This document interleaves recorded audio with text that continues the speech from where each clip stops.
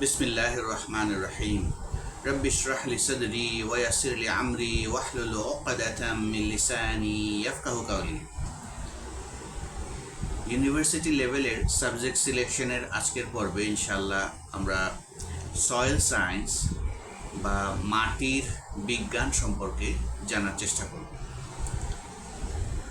এই অনার্স কোর্সে যেই বিষয়গুলো পড়ানো হয় অর্থাৎ মৃত্তিকা বিজ্ঞান বা মাটির বিজ্ঞান সয়েল সায়েন্স অনার্স কোর্সটিতে যেই গুরুত্বপূর্ণ সাবজেক্টগুলো পড়ানো হয় সে বিষয়ে প্রথমে আপনাদের একটু জানিয়ে নিচ্ছি। প্রথমেই আসে হচ্ছে ফিজিক্যাল জিওলজি, অর্থাৎ কোনো একটি এলাকায় যখন ভূমি সম্প্রসারিত হয়, কোনো একটা এলাকায় জমি জেগে ওঠে, চর জেগে ওঠে এবং সেই ভূমির উপরে, সেই জমির উপরে পরিবেশের যে প্রভাব, আবহাওয়ার যে প্রভাব, এই সংক্রান্ত বিষয়ে আলোচনা করা হয় ফিজিক্যাল জিওলজিতে। আরও আছে মিনারোলজি। এক এক এলাকার মাটির গঠন এক এক রকম, এক এক এলাকায় এক এক ধরনের ফসল ভালো হয়, সব মাটিতে সব ফসল ভালো হয় না। এর কারণ হচ্ছে এক এক মাটিতে এক এক ধরনের উপাদান বেশি থাকে, আর কোন মাটিতে কি ধরনের খনিজ পদার্থ বেশি আছে সেই সংক্রান্ত বিষয়ে আলোচনা করা হয় মিনারোলজিতে। এরপরে আছে পেট্রোলজি। এই পেট্রোলজিতে বিভিন্ন ধরনের পাথরের বিভিন্ন রকমের ক্লাসিফিকেশন, ফরমেশন, কম্পোজিশন এই সম্পর্কে আলোচনা করা হয়। অর্থাৎ পাথর বিষয়ে বিভিন্নতা যে পাওয়া যায় এবং সেই সংক্রান্ত বিভিন্ন আলোচনা হয়ে থাকে পেট্রোলজিতে। আরও আছে স্ট্রাকচারাল জিওলজি। স্ট্রাকচারাল জিওলজিতে পাথর দীর্ঘদিনের পরিক্রমায় আস্তে আস্তে রূপান্তরিত হয় এবং কোথাও পাথর শক্ত থেকে আস্তে আস্তে নরম হয় এবং অন্যান্য রূপে পরিবর্তিত হয়, সেই সংক্রান্ত বিষয়ে আলোচনা করা হয় স্ট্রাকচারাল জিওলজিতে। এরপরে আছে স্ট্রেটোগ্রাফি। স্ট্রেটোগ্রাফিতেও পাথর নিয়ে পড়ানো হয়, তবে পাথরের বিভিন্ন লেয়ার সম্পর্কে পড়ানো হয়। একটি পাহাড়ে বিভিন্ন স্তরে পাথরের ধরন বিভিন্ন রকম হয় এবং এই পরিবর্তনগুলো আসে পানির কারণে, বাতাসের কারণে, বরফের কারণে এবং উচ্চতারও কারণ হয়ে থাকে। অর্থাৎ একই পাথর তার বিভিন্ন স্তরে পাথরের গঠন বিভিন্ন রকম হয়, অর্থাৎ এক এক লেয়ারে পাথরের গঠন এক এক রকম হয়, এই সংক্রান্ত বিষয় এখানে পড়ানো হয়ে থাকে। এরপরে আমরা জানব হচ্ছে প্যালিওন্টোলজি, যেখানে পড়ানো হয় বিভিন্ন ফসিল এবং আগেকার দিনের মানুষের যেই সমস্ত বিষয় পাওয়া যায়, তাদের বসবাস বা গৃহের মধ্যে যে সমস্ত ব্যবহারযোগ্য বিষয় পাওয়া যায় সেই সংক্রান্ত বিষয়ে আলোচনা করা হয়ে থাকে। ফসিল সম্পর্কে আপনাদের অনেকেরই ধারণা আছে। অনেক আগের যুগে থাকা বিভিন্ন প্রাণীর যেই ছাপ থাকে, অর্থাৎ কোনো প্রাণী হয়তো কোনো একটি পাথরের নিচে চাপা পড়ে মারা গেছে, তো সেই প্রাণীর যেই ছাপ, হাড়গুলোর যে ছাপ, সেগুলো পাথরে লেগে থাকে এবং সেই সংক্রান্ত বিষয় গবেষণা করে ফসিল পাওয়া যায়। আর অনেক দুর্গম এলাকা গবেষণা করে বিজ্ঞানীরা আগেকার দিনের মানুষের যে ঘরগুলো মাটির নিচে রয়ে গেছে সেগুলো খনন করে সেখানে বিভিন্ন রকম তাদের ব্যবহার্য জিনিসপত্র পান, থালা বাসন এরকম বিভিন্ন রকম জিনিসপত্র পান। এই সম্পর্কিত আলোচনা হয়ে থাকে এই প্যালিওন্টোলজিতে। আরও আছে ইকোনমিক জিওগ্রাফি। ইকোনমিক জিওগ্রাফিতে বিভিন্ন এলাকায় বিভিন্ন ধরনের ফসল ভালো হয়ে থাকে এবং বিভিন্ন এলাকার মাটির ধরন বিভিন্ন রকম হয়ে থাকে। কোনো কোনো খনিজ পদার্থ অত্যন্ত দামি, যেমন ইউরেনিয়াম, যেমন সোনা, গোল্ড, যেমন আছে ক্রিস্টাল, এই সম্পর্কিত বিভিন্ন খনিজ আছে যেগুলো সব মাটিতে হয় না, সব জায়গায় পাওয়া যায় না। আর এই সংক্রান্ত বিষয়ের কারণে একটি এলাকার গুরুত্ব অনেক বেড়ে যায়। যেমন বেড়ে যায় বিভিন্ন খনিজের কারণে, অর্থাৎ অনেক এলাকাতে তেল বেশি, যেমন সৌদি আরব সহ আশেপাশের যে মুসলিম দেশগুলো আছে সেখানে তেলের মজুদ অনেক বেশি, এই কারণে ওই এলাকার গুরুত্ব অনেক বেশি থাকে। আমাদের এলাকাতে প্রাকৃতিক গ্যাস পাওয়া যায়, এই কারণে এই এলাকার গুরুত্ব বেশি। এভাবে বিভিন্ন খনিজের কারণেও অনেক এলাকা গুরুত্বপূর্ণ হয়ে ওঠে। আবার অনেক এলাকায় মাটির বিভিন্ন উপাদান থাকার কারণে কিছু কিছু ফসল বেশি ভালো হয়।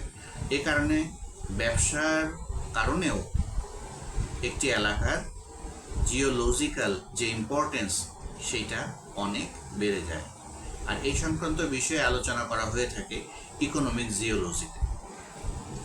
আরও আছে জিওকেমিস্ট্রি। এক এক এলাকার মাটি এক এক রকম। আমাদের দেশের মধ্যেই এক এক জেলাতে এক এক রকম শস্য ফলমূল বেশি হয়, অর্থাৎ মাটি ভিন্ন হলে ফলনও ভিন্ন হয়।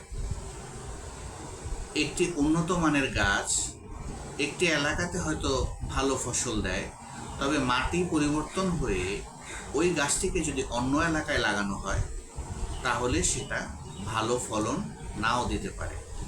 এটির কারণ হচ্ছে গাছের উদ্ভিদের মাটির পাশাপাশি পানির পাশাপাশি আরও কিছু খনিজ পদার্থের প্রয়োজন হয়, যেমন পটাশিয়াম, ম্যাঙ্গানিজ, ম্যাগনেসিয়াম, এই জাতীয় আরও বেশ কিছু খনিজ আছে যেগুলো গাছের বড় হওয়াকে এবং ভালো ফলনের জন্য প্রয়োজনীয়।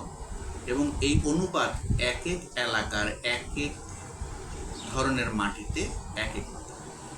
একটি দেশের মধ্যেই মাটির এত বৈচিত্র্য, আর সম্পূর্ণ পৃথিবী যদি আমরা চিন্তা করি তাহলে সেই বৈচিত্র্য আরও ব্যাপক। একটি নিচু সমতল এলাকার যে গাছপালা হয়, উঁচু এলাকাতে সেই গাছপালা নাও ভালো ফলন দিতে পারে। পাহাড়ের উপরে সেই গাছ লাগানো হলে সেই গাছ ভালো ফলন নাও দিতে পারে। আবার কিছু গাছ হয় সাগরের একদম তীরে, অর্থাৎ লবণাক্ত পানিতেও তারা বাঁচতে পারে। তাদের আলাদা মূল আছে, আলাদা শিকড় আছে, যারা সেই লবণাক্ত পানির মধ্যেও বাঁচতে পারে। তবে সেইখানে অন্যান্য গাছ লাগানো হলে তা কখনোই বাঁচবে না। আর এই সংক্রান্ত মাটির মধ্যে কি কি ধরনের কেমিক্যাল উপাদান থাকে এই বিষয়ে আলোচনা করা হয়ে থাকে জিওকেমিস্ট্রিতে। আরও আছে জিওফিজিক্স। জিওফিজিক্সে আলোচনা করা হয়ে থাকে পৃথিবীর গঠনের বিষয়ে, অর্থাৎ আল্লাহ তাআলা 7 আকাশ তৈরি করেছেন। বায়ুমণ্ডলীয় স্তরকেও আমরা 7 ভাগে ভাগ করি, পৃথিবীর চারপাশের যে বায়ুমণ্ডলীয় স্তর। ঠিক একই রকমভাবে মাটির নিচের যে জগৎ, সেই জগৎকেও কোরআনে 7 ভাগে ভাগ করা হয়েছে। উপরের দিকে নরম মাটি, তারপরে নিচের দিকে আস্তে আস্তে যেতে থাকলে পাথর, ছোট পাথর, তারপর বড় পাথর, এভাবে একটা সময় গিয়ে পানি আর পাওয়া যায় না, তার নিচে পাওয়া যায় হচ্ছে গলিত আগুন। আর পৃথিবীর কেন্দ্রে, বিজ্ঞানীরা বলে থাকেন, পৃথিবীর একদম কেন্দ্রে আছে হচ্ছে লোহা। অর্থাৎ একটি দুধের গ্লাসে গরম দুধের ওপর যেমন সর পড়ে, ঠিক একই রকমভাবে আমরাও জ্বলন্ত আগুনের যেই গলিত ম্যাগমা বলা হয়ে থাকে, তরল হয়ে থাকে, তার উপর ভেসে থাকা একটি মাটির যেই স্বর বা স্তর, তার উপরে আমরা বসবাস করছি। এভাবে মাটির নিচের যে জগৎ আছে, সেই জগৎগুলোকে কয় ভাগে ভাগ করা যায় এবং সেখানে কোন স্তরে কি কি পাওয়া যায়, এই সংক্রান্ত বিষয়ে আলোচনা করা হয়ে থাকে জিওফিজিক্সে।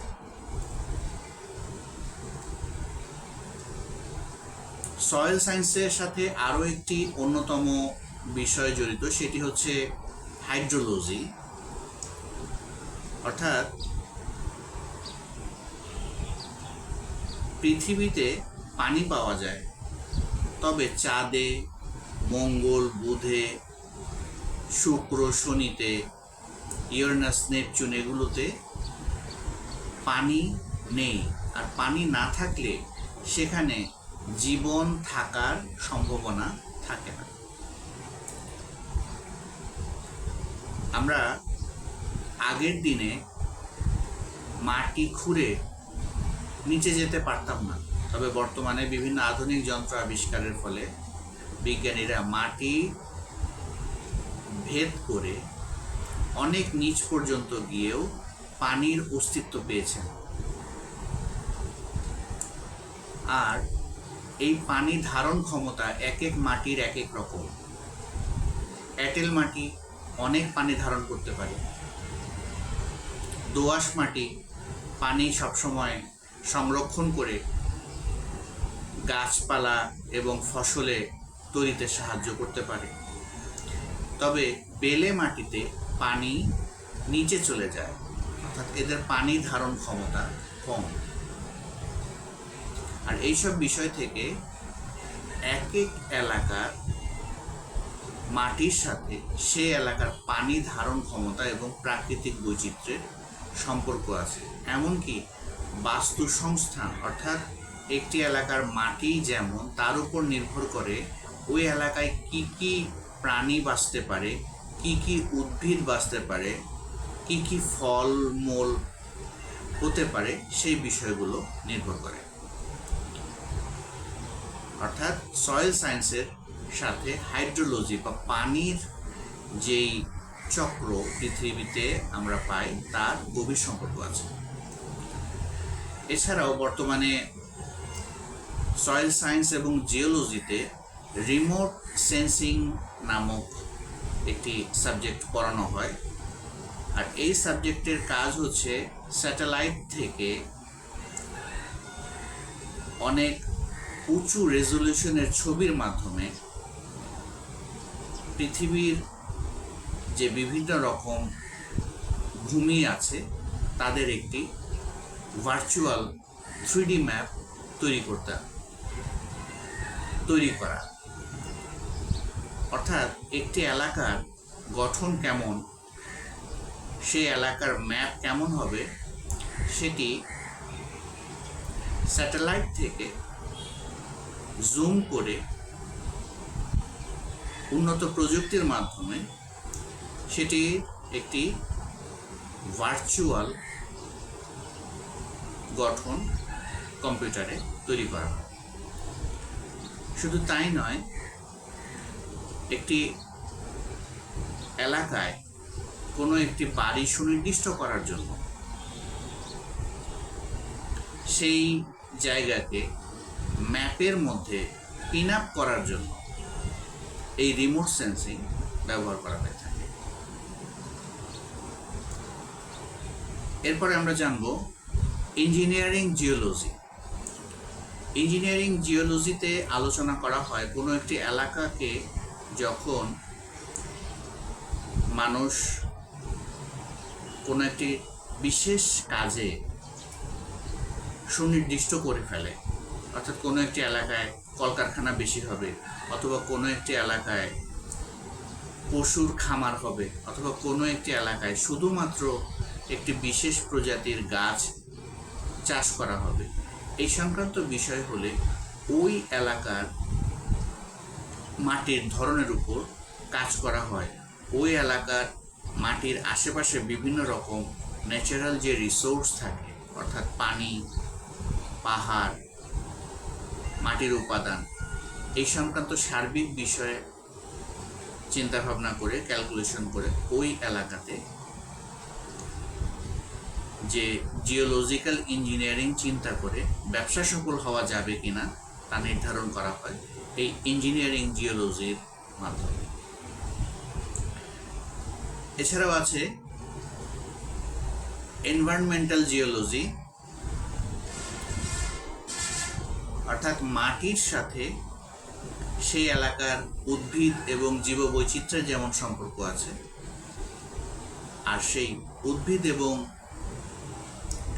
মানুষের সাথে আকাশ, মেঘ, পানি, তাপমাত্রা এসব কিছুর সম্পর্ক আছে।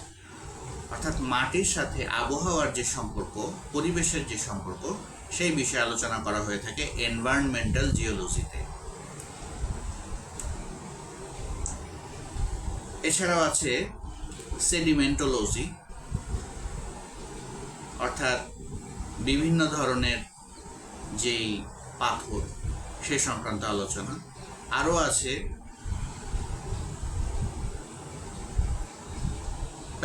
প্ল্যানেন্টোলজি, অর্থাৎ কোন ধরনের এলাকায় কি কি ধরনের উদ্ভিদ, গাছ, ফল, ফসল এগুলো হয় সে সংক্রান্ত বিষয়ে আলোচনা করা হয়ে থাকে। আর আজকে আমরা এই আলোচনা থেকে বুঝতে পারলাম যে সয়েল সায়েন্স, অর্থাৎ মৃত্তিকা বিজ্ঞান বা মাটির বিজ্ঞান অত্যন্ত গুরুত্বপূর্ণ আমাদের দৈনন্দিন জীবনে, আমাদের খাদ্য উৎপাদনের বিষয়ে, আমাদের পশুপালন সহ বিভিন্ন রকম ব্যবসায়িক কারণে। আর এই বিষয়গুলো যে কোরআনেও আছে সেই বিষয়ে আজকে আমরা জানবো ইনশাআল্লাহ। কোরআনে বিভিন্ন ধরনের ভূত্বক এবং বিভিন্ন ধরনের মাটি সম্পর্কে, পাথর সম্পর্কে বলা হয়েছে। যেমন আমরা 35 নম্বর সূরার 27 নম্বর আয়াত থেকে জানতে পারি যে পাহাড়ের বিভিন্ন রকম রং হতে পারে। এক এক পাহাড়ের পাথরের গঠন এক এক রকম এবং গঠন ভিন্ন হওয়ার সাথে সাথে সেই পাহাড়গুলোর রঙও আলাদা হয়। হযরত মুহাম্মদ সাল্লাল্লাহু আলাইহি ওয়াসাল্লামের আমলে সময়ে পৃথিবীর বিভিন্ন প্রান্তে দ্রুত যাওয়া ছিল অত্যন্ত কঠিন। তবে বর্তমানে বিজ্ঞানীরা বিভিন্নভাবে এই পাহাড়গুলো খুঁজে বের করতে সক্ষম হয়েছেন। স্যাটেলাইট সার্চের মাধ্যমে, প্লেন, হেলিকপ্টারের মাধ্যমে বিভিন্ন এলাকার উপর দিয়ে যাওয়ার সময় এই রং বেরঙের পাহাড়গুলো খুঁজে পেয়েছেন। তবে আমরা সাধারণত বিভিন্ন রঙের পাহাড় একই জায়গাতে দেখে অভ্যস্ত না। অর্থাৎ একটি নির্দিষ্ট এলাকায় পাহাড়ের রং সাধারণত একটি নির্দিষ্ট রঙের হয়ে থাকে। তবে অনেক রঙের পাহাড় যে একই সঙ্গে একই জায়গায় থাকতে পারে, এই বিষয়টি কোনো সহজ বিষয় না যা আমরা আমাদের আশেপাশে খুঁজে পাই। তবে কোরআনে এই সম্পর্কে বলা আছে। কোরআনে 35 নম্বর সূরার 27 নম্বর আয়াতে বলা হয়েছে, তুমি কি দেখোনি আল্লাহ আকাশ থেকে পানি বর্ষণ করেন, অতঃপর তা দিয়ে আমরা বিচিত্র বর্ণের ফলমূল উৎপাদন করি। আর পাহাড়ের মধ্যে রয়েছে নানা বর্ণের সাদা, লাল গিরিপথ এবং কালো। অর্থাৎ পাহাড়ের রঙগুলোকে এখানে তিনটি রঙের কথা বলা হয়েছে: সাদা পাথর, লাল পাথর এবং কালো পাথরের পাহাড়। এই তিন ধরনের রঙের যে পাহাড় হতে পারে সে বিষয়টি আমরা জানতে পারি। কোরআনে ডেড সি সম্পর্কে বলা হয়েছে। আপনারা অনেকেই জানেন যে সিরিয়া, ইরাক, জর্ডান এবং ফিলিস্তিন এই এলাকার কথা কোরআনে বলা আছে সূরা রোমে। এই রোম সূরাতে এই এলাকাকে নিকটবর্তী এলাকা বলা হয়েছে, অর্থাৎ আদনা। এই আয়াতে বলা হয়েছে, সূরা 30-এর 2 থেকে 3 নম্বর আয়াতে বলা হয়েছে, ফি আদনাল আরদি ওয়াহুম মিন বাদি গালাবিহিম সায়াগলিবুন, যার অর্থ হচ্ছে রোমানরা পরাজিত হয়েছে নিকটবর্তী অঞ্চলে। কোন নিকটবর্তী অঞ্চলে? সিরিয়া, ইরাক, জর্ডান এবং ফিলিস্তিন এই এলাকার নিকটবর্তী অঞ্চলের কথা বলা হয়েছে। তবে এই আদনা শব্দের অর্থ ছিল নিকটবর্তী। তবে বর্তমানে বিজ্ঞানীরা স্যাটেলাইট, প্লেন এবং হেলিকপ্টার এই প্রযুক্তিগুলো ব্যবহার করে জানতে পেরেছেন যে এই এলাকাটি শুধু নিকটবর্তী এলাকা নয়, বরং এই এলাকাটি হচ্ছে পৃথিবীর সবচেয়ে নিচু এলাকা, যেখানে পানি পৌঁছায়নি। অর্থাৎ সাগরের উচ্চতা থেকে এই এলাকাটি সবচেয়ে নিচু পৃথিবীর অন্যান্য সকল এলাকার থেকে। অর্থাৎ আল্লাহ তাআলা কোরআনে যে কোনো একটি এলাকার কথা বলেছেন, সেই এলাকাও মধ্যেও নিশ্চয়ই বিশেষ কিছু বিষয় আছে যা অন্যদের থেকে আলাদা। আর এই কারণেই এখানে এই আয়াতটির কথা, অর্থাৎ ডেড সি বা মৃত সাগরের কথা বলা হয়েছে। এটি শুধু নিকটবর্তী না, বরং এই এলাকাটি নিচু এলাকাও। অর্থাৎ জিওলজিক্যাল যে ফ্যাক্ট, সয়েল সায়েন্সের যে ফ্যাক্ট, সেই বিষয়টি এখানে ফুটে উঠেছে। এরপরে আমরা জানব পোরোয়াস রক সম্পর্কে, অর্থাৎ পানি সংরক্ষণকারী পাথর সম্পর্কে। আমরা কোরআনে জানি যে আবাবিল পাখি পাথর বহন করে কাবাতে আক্রমণকারী হস্তি বাহিনীর উপর আক্রমণ করেছিল আল্লাহর নির্দেশে। অর্থাৎ পাথর নিয়ে ঝাঁকে ঝাঁকে অসংখ্য পাখি উপর থেকে পাথর ছেড়েছিল এবং সেই পাথরের আঘাতে হাতির বাহিনী সহ যারা ছিল তারা সবাই ধ্বংস হয়ে গিয়েছিল। তবে এই বিষয়টি অনেকের কাছেই অবিশ্বাস্য মনে হয়, কারণ ভারী পাথর একটি ছোট আবাবিল পাখি কিভাবে বহন করবে? অবশ্যই বিষয়টি অলৌকিক, আল্লাহর হুকুমে যে কোনো কিছুই সম্ভব। তবে আমরা আগের দিনে পোরোয়াস রক বা পানি সংরক্ষণকারী পাথর সম্পর্কে জানতাম না, যা বর্তমানে বিভিন্ন সয়েল সায়েন্স বিজ্ঞানীরা আবিষ্কার করেছেন। এই ধরনের পাথরগুলো হয় ফাঁপা। এই পাথরের ভিতরে থাকে অনেক বায়ু কুঠুরি এবং এর ভিতরে থাকে পানি, গ্যাস, আকারে ছোট এবং হালকা। এমনকি এইসব পাথর ভাসতেও পারে। অর্থাৎ আকারে বড়, কিন্তু এর ভেতরে ফাঁপা থাকে, বায়ু কুঠুরি থাকে পানি জমানো থাকে, গ্যাস জমানো থাকে, ফলে এই পাথরগুলো আকারে ছোট হয়। এই সংক্রান্ত বিষয়ে আমরা পাই 2 নম্বর সূরার 74 নম্বর আয়াতে। এখানে বলা হয়েছে, আর এমন পাথরও কিছু আছে যা থেকে ঝর্ণাধারা নিশ্চিত হয়, আর কিছু আছে তা ফেটে পানি বের হয়ে আসে। অর্থাৎ পাথরের ভেতরেও যে পানি থাকতে পারে, এই বিষয়টি আগেকার দিনে মানুষ খুব সহজে বের করতে পারত না। তবে বিজ্ঞানীরা পাথরের উপরে, মাটির উপরে গবেষণা করে দেখেছেন বিভিন্ন পাথরের ভেতরে পানি জমানো অবস্থায় থাকে, যা আঘাত করলে ফেটে গেলে সেখান থেকে বের হয়ে আসে। আল্লাহু আকবার। আর এই পোরোয়াস পাথরও থাকে কিছু, যারা ওজনে খুব হালকা হয় এবং পাখিদের পক্ষেও সেটা বহন করা খুব কঠিন কিছু নয়। কোরআনে আরও বলা আছে কয়লা সম্পর্কে। কয়লাও এক ধরনের রূপান্তরিত শিলা, এক ধরনের রূপান্তরিত মাটি, এক ধরনের রূপান্তরিত পাথর। আর এ সম্পর্কে আমরা পাই 2 নম্বর সূরার 24 নম্বর আয়াত। এখানে বলা হয়েছে, ফাইল্লাম তাফআলু ওয়ালান তাফআলু ফাত্তাকুন নারাল্লাতী ওয়াকুদুহান নাসু ওয়াল হিজারাতু উইদ্দাত লিল কাফিরিন। যার অর্থ হচ্ছে, যদি তোমরা আল্লাহর হুকুম না মানো তাহলে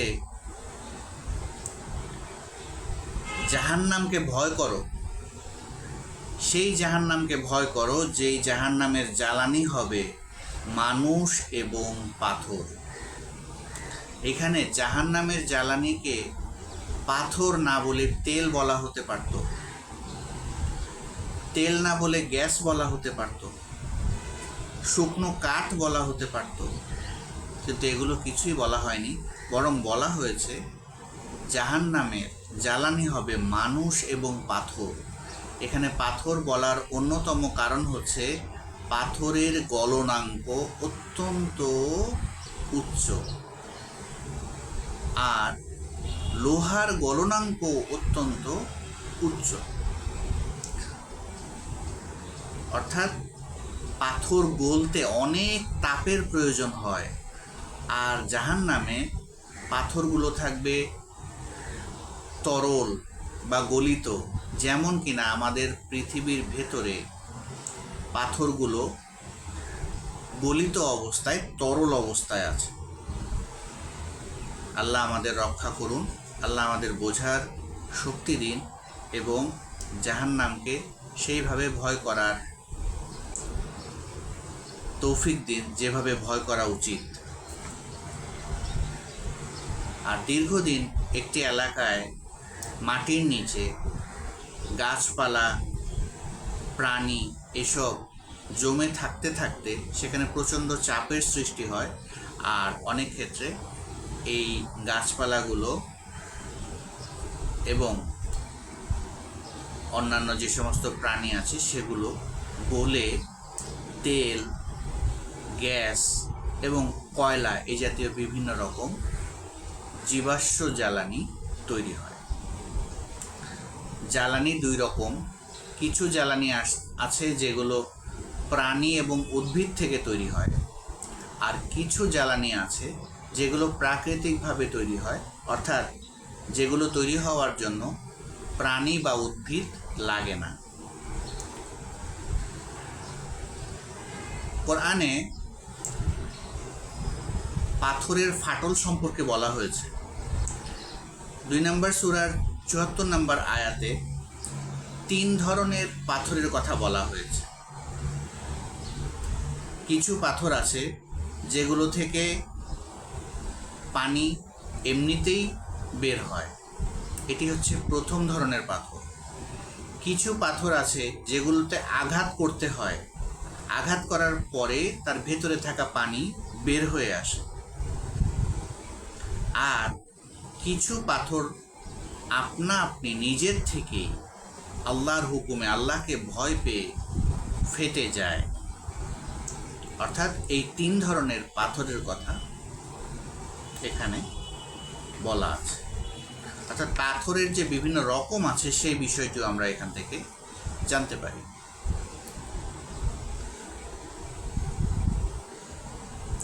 আমাদের যে মৃত্তিকা বিজ্ঞান, সেখানে ভূমিকম্প বিষয়েও আলোচনা করা হয়ে থাকে। অর্থাৎ গলিত আগুনের উপরে একটি স্তর হচ্ছে আমাদের এই মাটির স্তর, যার উপরে আমরা হেঁটে যাই। এগুলো বিভিন্ন প্লেট একত্রিত হয়ে ওপরে একটি শক্ত স্তর তৈরি হয়েছে। এই প্লেটগুলো একটি আরেকটির সাথে লেগে থাকে, কখনো সম্প্রসারিত হয়ে একটি আরেকটির উপর উঠে যাওয়ার চেষ্টা করে, কখনো একটি আরেকটির নিচে চলে যাওয়ার চেষ্টা করে।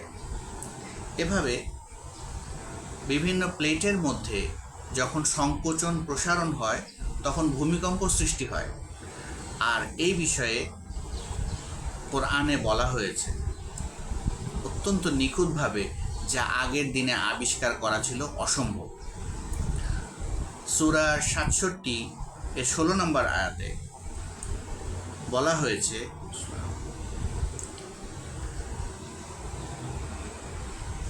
আমিনতুম মান ফিস সামাই আন ইয়াখশিফা বিকুমুল আরদা ফাইজা হিয়া তামুর।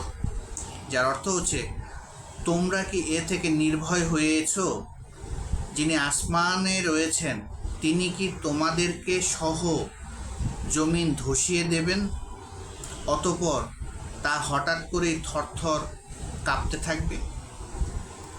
অর্থাৎ এখানে 2টি বিষয় এসেছে। প্রথম বিষয় হচ্ছে গেড়ে দেওয়া, আর পরবর্তী বিষয় হচ্ছে থরথর করে কাঁপা। তো এই আয়াতে, অর্থাৎ 67 নম্বর সূরার 16 নম্বর আয়াতে ইয়াখশিফা অর্থ হচ্ছে ধসিয়ে দেওয়া, গেড়ে দেওয়া, আর তামুর শব্দের অর্থ হচ্ছে কেঁপে ওঠা। এখানে আমরা কার্যকরণ বিষয়টি খুব সহজে বুঝতে পারি। অর্থাৎ কোনো একটি ঘণ্টায় আঘাত না করলে শব্দ তৈরি হয় না, পানির মধ্যে ঢিল না ছুড়লে ঢেউ সৃষ্টি হয় না। ঠিক একই রকমভাবে এই আয়াতে আমরা ভূমিকম্পের যে কার্যকরণ, অর্থাৎ প্রথমে আল্লাহ তাআলা গেড়ে দিবেন বা ধসিয়ে দেবেন, এটি হচ্ছে কাজ। আর এই কারণে একটু পরেই তামুর বা কম্পন সৃষ্টি হবে, অর্থাৎ ভূমিকম্প সৃষ্টি হবে। অর্থাৎ এখানে আমরা কার্যকরণ বিষয়টি খুঁজে পাই। বর্তমানে আপনারা অনেকেই জানেন যে প্রথম ভূমিকম্পের যে কম্পন হয় তার কিছুক্ষণ পরই আবার দ্বিতীয় ভূমিকম্পন হওয়ার সম্ভাবনা থাকে। এখানেও কার্যকরণ বিষয়টি এসেছে। কোরআনে আল্লাহ তাআলা বলেছেন যে, আল্লাহ বলছেন যে আমি কিছু আয়াতকে করেছি সুস্পষ্ট, যেগুলো নিয়ে কোনো সন্দেহ নাই, আর কিছু আয়াতকে করেছি রূপক বা কিছুটা অস্পষ্ট, যার অর্থ আগেকার দিনে মানুষ না জানলেও সময়ের পরিক্রমায় ধীরে ধীরে বিজ্ঞানের মাধ্যমে বিষয়গুলো যে সত্য, অবধারিত সত্য, উদাহরণের মধ্যেও যে বিন্দুমাত্র কোনো ভুল নেই, সেই বিষয়গুলো আমরা জানতে পারছি। আল্লাহু আকবার। অর্থাৎ ভূমিকম্পের বিষয়ও এই আলোচনায় চলে আসে। কোরআনে ল্যান্ডস্লাইড বা ভূমিধস সম্পর্কে বলা হয়েছে। দীর্ঘদিন একটি পাহাড়ে পানি প্রবেশ করতে করতে একটি নির্দিষ্ট অংশ দুর্বল হয়ে যায়, তখন সেই পাহাড়ের অংশটুকু ধসে যায় বা ভেঙে যায়, আর সেটাকে বলা হয় ল্যান্ডস্লাইড বা ভূমিধস। এই বিষয়ে আমরা ধারণা পাই 17 নম্বর সূরার 68 নম্বর আয়াতে। তোমরা কি নিরাপদ হয়ে গিয়েছ যে তিনি তোমাদের স্থলভাগের কোনো অংশ ধসিয়ে দেবেন না? অর্থাৎ ভূমি ধসও যে হতে পারে, একটা নির্দিষ্ট পাহাড়ের নির্দিষ্ট অংশ, সম্পূর্ণ অংশ নয়, নির্দিষ্ট অংশ যে ধসে যেতে পারে, বা একটি ভূমি এলাকার কোনো একটি অঞ্চল যে নিচের দিকে দেবে যেতে পারে, যে এলাকায় নিচে বেশি গ্যাস থাকে সেখানে অনেক সময় মাটি নিচে দেবে যায় শূন্যতা পূরণ করার জন্য। এ ধরনের বিষয় আমরা কোরআনে জানতে পারি ভূমিধস বা ল্যান্ডস্লাইড সম্পর্কে, আর এটিও সয়েল সায়েন্সের মধ্যকার আলোচিত একটি বিষয়। কোরআনে আল্লাহ তাআলা বলেছেন তিনি সম্প্রসারণকারী এবং তিনি সংকোচনকারী। তিনি চাইলে কোনো একটি এলাকায় ভূমি বাড়িয়ে দিতে পারেন, আবার তিনি চাইলে কোনো একটি এলাকার মাটি পানির নিচে ডুবিয়ে দিতে পারেন। একটি এলাকায় অনেক সময় চর জেগে ওঠে, অনেক এলাকায় মাটি প্রসারিত হয়, তখন মাটি ফেটে যায়। আমাদের যখন বয়স বাড়ে, অর্থাৎ বালক থেকে যখন কেউ তরুণে হয়, তখন আমাদের শরীরের বিভিন্ন জায়গাতে চামড়ায় ফাটলজনিত দাগ দেখা যায়। ঠিক একই রকমভাবে মাটিতেও যখন সম্প্রসারণ দেন আল্লাহ, তখন অনেক এলাকায় ফাটল সৃষ্টি হয়। আর এই বিষয়ে 41 নম্বর সূরার 39 নম্বর আয়াতে বলা হয়েছে, তার নিদর্শন সমূহের মধ্যে একটি হলো এই যে তুমি ভূমিকে স্থির দেখতে পাও, কিন্তু যখন আমরা এর উপর পানি বর্ষণ করি তখন তা আন্দোলিত হয় এবং উদ্দীপ্ত হয়। নিশ্চয়ই যিনি এটাকে জীবিত করেছেন তিনি মৃতদের জীবিত করবেন, তিনি সর্ববিষয়ে সর্বশক্তিমান। অর্থাৎ শুষ্ক মাটির মধ্যে যখন পানি আসে তখন তা সম্প্রসারিত হয়, আর পানির অভাবেও যেমন জমিতে ফাটল সৃষ্টি হয়, ঠিক একই রকমভাবে পানির আধিক্যের কারণেও ভূমি সম্প্রসারিত হলেও অনেক জায়গাতে মাটির ভাঁজ পড়ে বা ফাটল সৃষ্টি হয়। এই বিষয়টি আমরা জানতে পারলাম। আল্লাহ তাআলা কোরআনে ফল্ট লাইন বা মাটির ফাটল সম্পর্কে ধারণা দিয়েছেন। সূরা ৮৬ 12 নম্বর আয়াতে আমরা তা জানতে পারি। এ আয়াতে বলা হয়েছে ওয়াল আরদি জাতিস সাদঈ, যার অর্থ হচ্ছে সাদউন অর্থ ফাটল। ভূত্বকের বিভিন্ন স্থলে ফাটল আছে এবং এই সম্পূর্ণ পৃথিবীর যেই মহাদেশগুলো আছে সেগুলো বেশ কিছু প্লেটের উপরে আছে এবং এই প্লেটগুলো একটি আরেকটির সঙ্গে লেগে আছে এবং এদের মধ্যে ফাটল আছে। আর এই প্লেটগুলো যখন একটি আরেকটির উপর প্রভাব বিস্তার করতে যায় তখন ভূমিকম্পের সৃষ্টি হয়। আল্লাহু আকবার।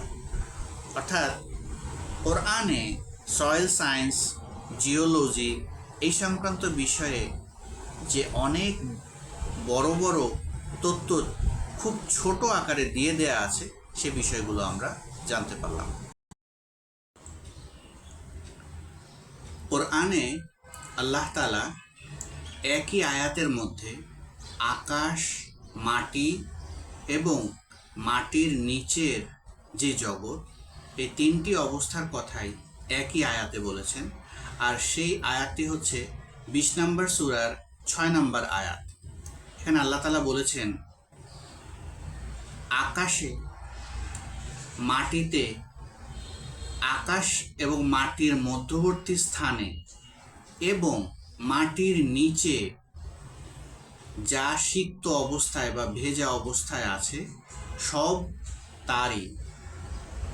অর্থাৎ এখানে আল্লাহ তাআলা আকাশ, মাটি এবং মাটির নিচেও যে জগৎ আছে সেই সম্পর্কে একই আয়াতে বলেছেন। বিভিন্ন ধরনের মাটি আছে, এক এক মাটিতে এক এক ফসল ভালো হয়, এক এক মাটির রং এক এক রকম। তার কারণ হচ্ছে এক এক মাটিতে এক এক ধরনের খনিজ, লবণ এবং পদার্থ এক এক রকম থাকে। আমরা বেশ কিছু মাটির ধরনের নাম জানি। এর মধ্যে আছে বালু মাটি, যেগুলো দিয়ে হয়তো বিল্ডিংয়ের কাজ করা হয়, বিল্ডিং বানানোর কাজে। আছে এঁটেল মাটি, এঁটেল মাটি পুড়িয়ে হাঁড়ি পাতিল, মাটির কলস এগুলো তৈরি করা হয়। দোআঁশ মাটির মধ্যে ফলন ভালো হয়, অর্থাৎ এখানে অনেক বেশি পানি জমেও না, আবার অনেক বেশি পানি চলেও যায় না। এই দোআঁশ মাটি কৃষিকাজের জন্য এবং ফলনের জন্য ভালো। আরও আছে পলি মাটি। কোনো একটি এলাকায় যখন বন্যা হয়ে যায় তখন তার উপরে নদীর থেকে আসা যেই বালু কণা এবং মাটির কণা সেগুলোকে বলা হয় পলি মাটি। পলি মাটি একটি এলাকার মাটির উর্বরতা আবার বাড়িয়ে দেয়। আরও আছে হচ্ছে শিলা মাটি। পাথরগুলোকে আমরা শিলা বলে থাকি, অর্থাৎ পাথরের যে শক্ত মাটি সেটাকে শিলামাটি বলা হয়ে থাকে। আর এভাবে সয়েল সায়েন্সে বিভিন্ন ধরনের মাটি সম্পর্কে আলোচনা করা হয়ে থাকে। কোরআনে আল্লাহ তাআলা 15 নম্বর সূরা 26 নম্বর আয়াতে বলেছেন যে আল্লাহ আমাদেরকে, মানুষদেরকে সৃষ্টি করেছেন মাটি থেকে। আমরা যখন মরে যাই তখন আমাদের লাশ মাটিতে পচে একদম মিশে যায় এবং সেখান থেকে কোনো বায়ু দূষণ হয় না, মাটি দূষণ হয় না এবং কোনো গাছও মারা যায় না, বরং তাদের খাদ্যের উপাদানগুলো সমৃদ্ধ হয়। আর এভাবে বলা যায় যে প্রকৃতির যে নিয়ম, সেই নিয়ম আল্লাহ তাআলা যেই প্রকৃতির নিয়ম দিয়ে দিয়েছেন সেই নিয়মের মধ্যে যখন কোনো কিছু পরিশুদ্ধ হয় তখন সেখানে আর কোনো ভাগশেষ থাকে না, কোনো অবশিষ্ট থাকে না, সব কিছু নিঃশেষে বিভাজ্য হয়ে আবার আগের মতো সুন্দর হয়ে যায়। তবে প্রকৃতিতে মানবসৃষ্ট যে বিষয়গুলো আছে, যেমন কলকারখানা, তারপরে ইট পাথরের বিল্ডিং, এই বিষয়গুলো তৈরি হলে সেগুলো আর ধ্বংস হতে চায় না। আর এই কারণে আল্লাহ তাআলা যেই সমাধান সেগুলো হচ্ছে কোনো রকম সাইড এফেক্ট ছাড়া একদম সুন্দর সমাধান। তবে মানবসৃষ্ট যে বিষয়গুলো, যেমন কলকারখানা এবং বিল্ডিং, রাস্তাঘাট, গাড়ি, এসি, ফ্রিজ, পলিথিন, প্লাস্টিক, এই সমস্ত বিষয়গুলো প্রকৃতিতে ফিতনা থেকে আরও ফিতনা বাড়াতে থাকে। আর এই কারণে আমাদের মানবসৃষ্ট বিষয়ের উপরে বেশি নির্ভরশীল না হয়ে প্রকৃতির মাধ্যমে নিজেদের সমাধানগুলো, সমস্যার সমাধানগুলো করার চেষ্টা করতে হবে। মানবসৃষ্ট বিষয়গুলো যখন বেশি গুরুত্ব পাবে তখনই সেখানে ফিতনা থেকে ফিতনা বেড়ে আরও সমস্যা বাড়তে থাকে।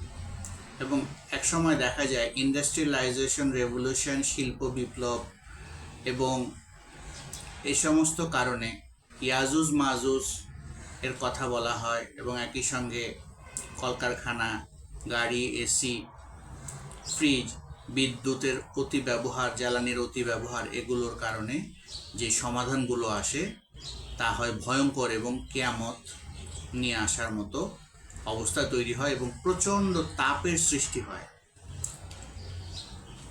একদিকে অনেক বড় বড় ব্রিজ বানানো হয় মাটি পুড়িয়ে, বালু, সিমেন্ট, ইট দিয়ে, রড দিয়ে, আর অন্যদিকে সেই ব্রিজ বানাতে বানাতে নিচের যেই পানি তা শুকিয়ে যায়।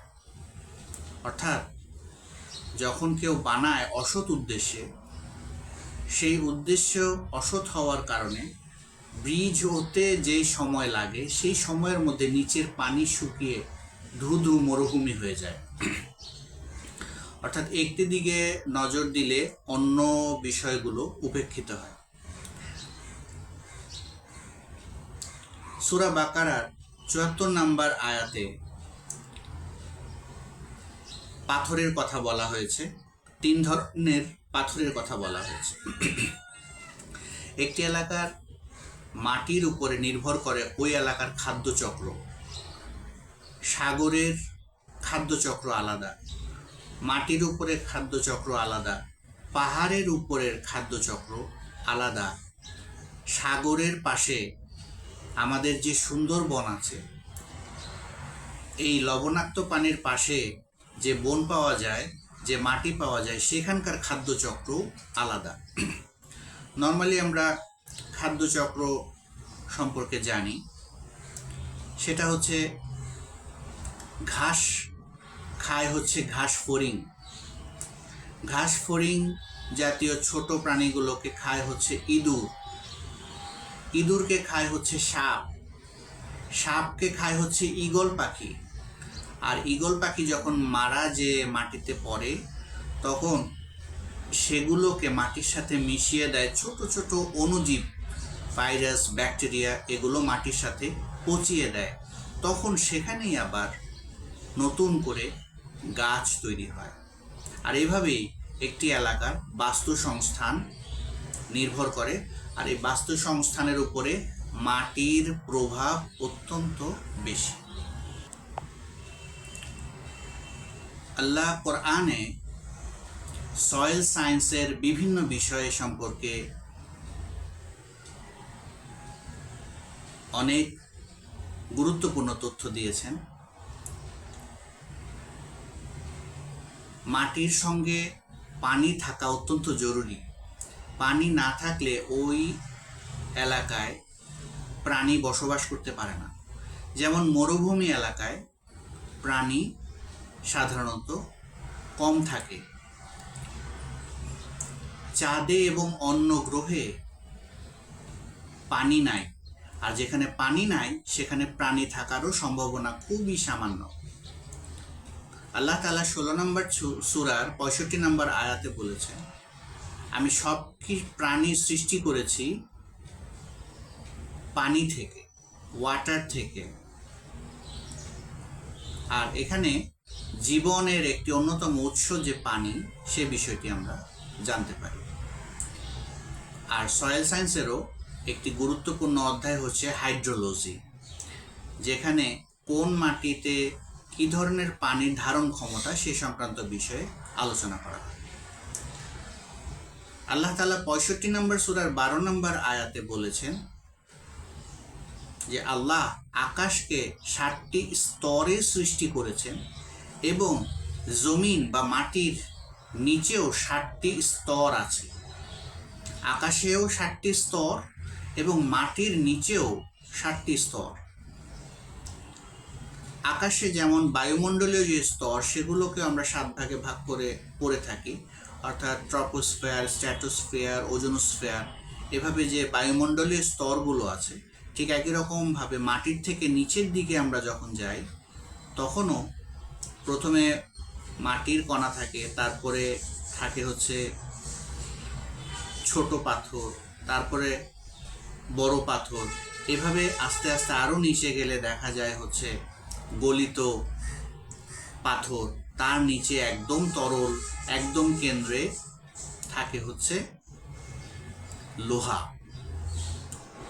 আর এভাবে মাটির নিচেও 7টি স্তরের যে উপস্থিতি আছে, সেটি আমরা কোরআন থেকে জানতে পারি। কোরআনে 17 নম্বর সূরার 37 নম্বর আয়াতে আল্লাহ তাআলা একই সঙ্গে সমতল এবং উঁচু এলাকা, পাহাড়ি এলাকার উঁচু ভূমির কথা বলেছেন। তিনি 17 নম্বর সূরা 37 নম্বর আয়াতে বলেছেন, তোমরা জমিতে ফাটল ধরাতে পারবে না, আবার উচ্চতাতে পাহাড়ের সমান উঁচুও হতে পারবে না। অর্থাৎ মানুষ খুব ছোট আকারে এবং মানুষকে খুব সামান্যই ক্ষমতা এবং জ্ঞান দেওয়া হয়েছে, অথচ মানুষ খুব অহংকার করে। কিছু জাতি পাহাড় কেটে ঘর বানাতো, আল্লাহ তাদেরকে আযাব দিয়ে ধ্বংস করে দিয়েছেন। কিছু মানুষ মাটির উপর দিয়ে যখন হেঁটে যায় তখন তার হাঁটার মধ্যে অহংকার প্রকাশ পায়, অথচ তার ক্ষমতা এবং জ্ঞান দুটাই সামান্য।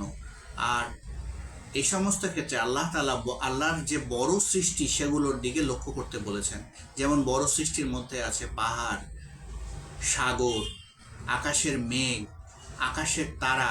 এই বড় বড় বিষয়গুলো দেখলে আমরা যে কত ছোট সেই বিষয়টি আমরা বুঝতে পারি, আর তখন আমাদের অহংকার যদি থেকে থাকে সেই বিষয়টি কমে আসে, নেমে আসে। আর এই একই আয়াতে আল্লাহ তাআলা দুই রকম মাটির অবস্থানের কথা বলেছেন। একটি হচ্ছে সমতল ভূমি,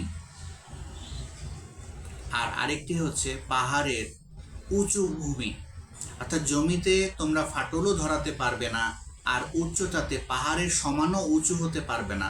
তুমি আকারে খুবই ছোট, আমরা আকারে খুবই ছোট। আল্লাহ তাআলা এই বিষয়টি আমাদেরকে জানিয়েছেন। 21 নম্বর সূরার 31 নম্বর আয়াতে সয়েল সায়েন্স এবং জিওলজির একটি গুরুত্বপূর্ণ বিষয় আলোচনা করা হয়েছে, যে আল্লাহ তাআলা সুদৃঢ় পর্বত গেড়ে দিয়েছেন যেন পৃথিবীর উপরের ত্বকগুলো কোনো দিকে হেলে না পড়ে। অর্থাৎ এই পাহাড়গুলো আমাদের পৃথিবীর উপরের যে মাটির স্তর আছে সেটিকে সুদৃঢ় করে রেখেছে। এই পর্বত, উঁচু পর্বতগুলো যদি না থাকতো, যেমন এশিয়াতে মাউন্ট এভারেস্ট আছে, আরও বড় বড় যে উঁচু পাহাড় পর্বতগুলো, আল্পস, কালিমাঞ্জারো, এই বড় বড় যে পর্বতগুলো আছে, এই পর্বতগুলো পৃথিবীর ভারসাম্য ধরে রেখেছে। এগুলো না থাকলে পৃথিবী মাঝে মধ্যে কেঁপে উঠত। একদিকে ভারসাম্য নষ্ট হলে অন্যদিকেও ভারসাম্যহীন অবস্থা তৈরি হতো। আর আল্লাহ তাআলা এটাই বলেছেন 21 নম্বর সূরার 31 নম্বর আয়াতে, যে সুদৃঢ় পর্বত দিয়ে আমি পৃথিবীকে স্থির করে দিয়েছি।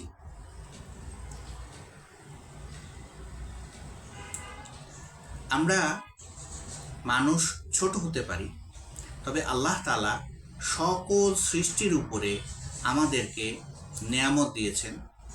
এবং আল্লাহ তাআলা কোরআনে বলেছেন, আকাশ হোক বা মাটি হোক, যা কিছুই থাকুক না কেন, সব কিছুই তোমাদের জন্য সৃষ্টি করা হয়েছে। আল্লাহ বলেছেন যে এই সব কিছু, আকাশের যা কিছু আছে, মাটির যা কিছু আছে, এই সব কিছুই আল্লাহ আমাদের জন্য সৃষ্টি করেছেন। অর্থাৎ যে উঁচু পাহাড়, যে বড় বড় হিংস্র প্রাণী, আকাশের যে মেঘ এবং আকাশে থাকা যে তারা, এই বিষয়গুলো অনেক বড়, তবে এগুলো আল্লাহ আমাদের জন্যই সৃষ্টি করেছেন, আমাদের উপকারের জন্যই সৃষ্টি করেছেন। আমরা অনেক সময় নিজেদেরকে খুব ছোট ভাবি, আকারের দিক থেকেও, গুরুত্বের দিক থেকেও। তবে কোরআন পড়লে আমরা বুঝতে পারব যে আল্লাহ তাআলা এই মহাজাগতিক বড় বড় যে বিষয়গুলো তৈরি করেছেন, সেগুলো আমাদের জন্য তৈরি করেছেন। আর এই সব কিছু আমাদের অধীনস্থ করে দিয়েছেন, আমাদের উপকারের জন্য করে দিয়েছেন। মানুষ জ্ঞানের মাধ্যমে এখন আকাশে উঠতে পারে, মানুষ জ্ঞানের মাধ্যমে এখন অ্যাস্ট্রোনমি নিয়ে আকাশের তারা বিষয়ে গবেষণা করতে পারে, মানুষ এখন মাউন্টেন ক্লাইম্বিং করে পর্বতের উঁচুতে উঠতে পারে। অর্থাৎ আল্লাহ তাআলা যা কিছু আছে সব কিছু মানুষের জন্যই সৃষ্টি করেছেন।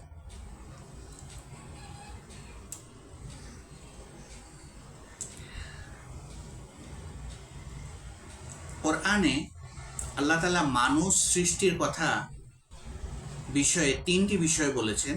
এই 3টি বিষয়ের একটি হচ্ছে গিয়ে মাটি বা সয়েল সায়েন্সের সবচেয়ে কোর যে বিষয়টা, সেটি হচ্ছে মাটি। আল্লাহ কোরআনে মানুষকে সৃষ্টি করেছেন 3টি বিষয় থেকে পাওয়া যায়।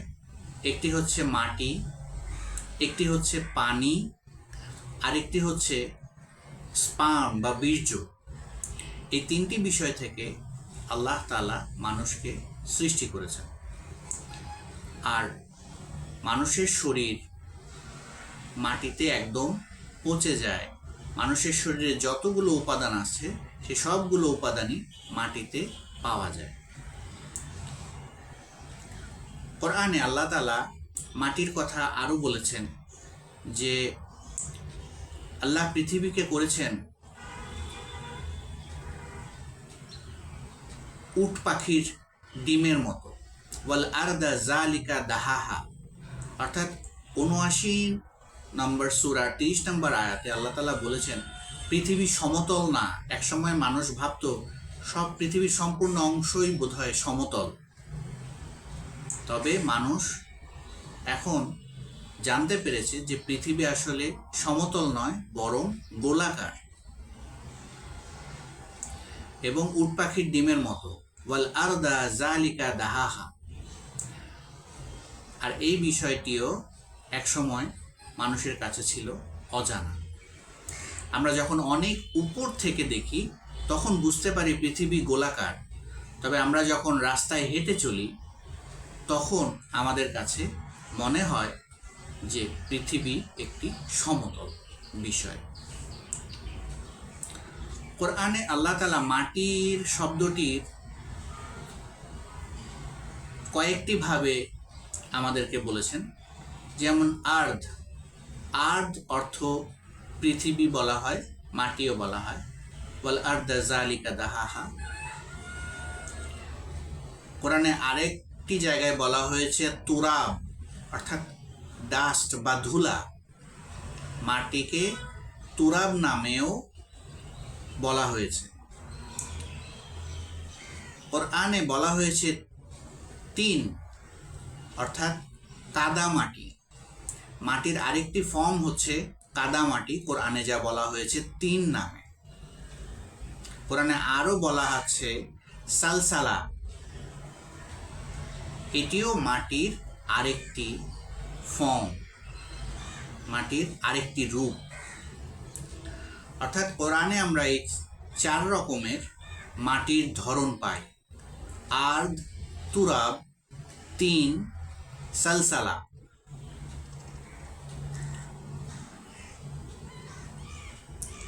আল্লাহ তাআলা যে পর্বতগুলোকে পেরেকের মতো, খুঁটির মতো, জাহাজের নোঙর করার মতো বানিয়ে দিয়েছেন, সেই বিষয়টি আমরা জানতে পারি ৭৮ নম্বর সূরার ৭ নম্বর আয়াত এবং ৭৯ নম্বর সূরার ৩২ নম্বর আয়াতে।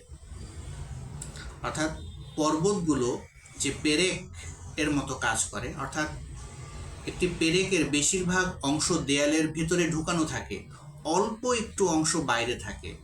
ঠিক একই রকমভাবে পর্বতগুলোর একটি বড় অংশ ভিতরে মাটির নিচের অনেক নিচ পর্যন্ত চলে গেছে, অল্প একটু অংশ উপরের দিকে বাইরে অবস্থিত, আর এটি আমরা অনেক উঁচু এবং বড় আকারে দেখতে পাই। পর্বতের একটি বড় অংশ থাকে মাটির নিচে, আর এই বিষয়টি আমরা এই 2টি আয়াত থেকে জানতে পারি। 13 নম্বর সূরার 17 নম্বর আয়াতে একটি এলাকায় বন্যা হয়ে যাওয়ার পরে যে ময়লাগুলো সব চলে যায় সে বিষয়ের উদাহরণ দেওয়া হয়েছে। একটি এলাকায় বন্যা হলে একটি এলাকায় যত ময়লা আবর্জনা থাকে সেগুলো সব ধুয়ে মুছে সব নিয়ে যায় এবং সেইখানে পরে নতুন পলি মাটির স্তর, যাতে করে মাটির উর্বরতা আবার বৃদ্ধি পায়।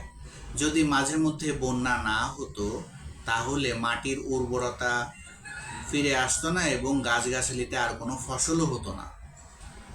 আল্লাহু আকবার। এই উদাহরণ এমনভাবে বলা হয়েছে যে বন্যা যেমন ময়লা দূর করে ফেলে, ঠিক একই রকমভাবে অলংকারকে যদি আগুনে পোড়ানো হয় তার মধ্যে যে ভেজাল থাকে, যে ময়লা থাকে, সেগুলো সব দূরে চলে যায়। আর এভাবেই বলা হয়েছে এই পলিমাটির বা বন্যার মাধ্যমে যেই সয়েল সায়েন্স আমরা পাই সে বিষয়টি আমরা এখানে জানতে পারি। আল্লাহ তাআলা 2 নম্বর সূরার 265 নম্বর আয়াতে আমাদের জানিয়েছেন ওরোগ্রাফিক এফেক্ট সম্পর্কে। অর্থাৎ সমতল এলাকাতে মাটি শুষ্ক হয়ে যেতে পারে, তবে পাহাড়ি এলাকাতে সবসময় মেঘ থাকে এবং মেঘের কারণে পাহাড়ি এলাকার যে মাটি সেটা সবসময় সিক্ত থাকে, আর এই কারণে ফলন বেশি পাওয়া যায়।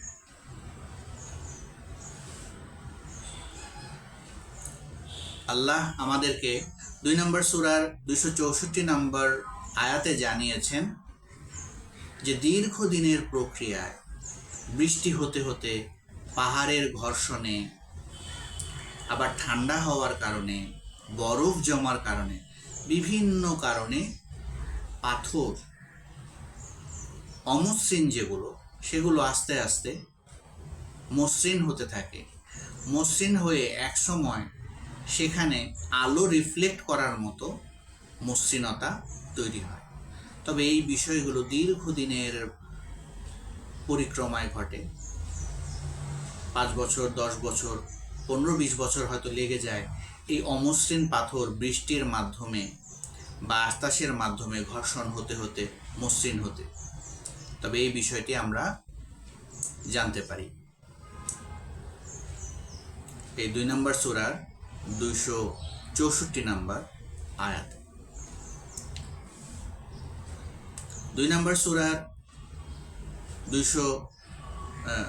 2 নম্বর সূরার 74 নম্বর আয়াতে 3 রকমের পাথরের কথা বলা হয়েছে, যা আমি একটু আগেই আপনাদের বলেছি। আরও বলা আছে সাবডাকশন প্রক্রিয়ার কথা, অর্থাৎ পাথর কিভাবে ক্ষয় হয়। বেশিরভাগ পাথর হচ্ছে আকারে গোলাকার, তবে যে সমস্ত পাথর আগ্নেয়গিরির অগ্ন্যুৎপাতের কারণে হয়, অর্থাৎ পৃথিবীর ভেতরে থাকা গলিত লাভা অগ্ন্যুৎপাতের মাধ্যমে বাইরে এসে পড়ে, সেগুলো আবার গোলাকার হয় না, সেগুলো বিভিন্ন আকারের হয়ে থাকে।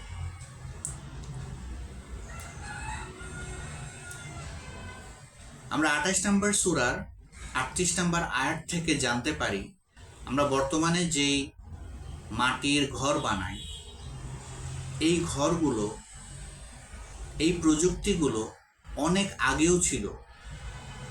হযরত মুহাম্মদ সাল্লাল্লাহু আলাইহি ওয়াসাল্লামের সময় কাবা ছিল, ইব্রাহিম আলাইহিস সালামের সময়ও কাবা ছিল, কাবা ঘর, তখন পাথর দিয়ে ঘর বানানো হতো।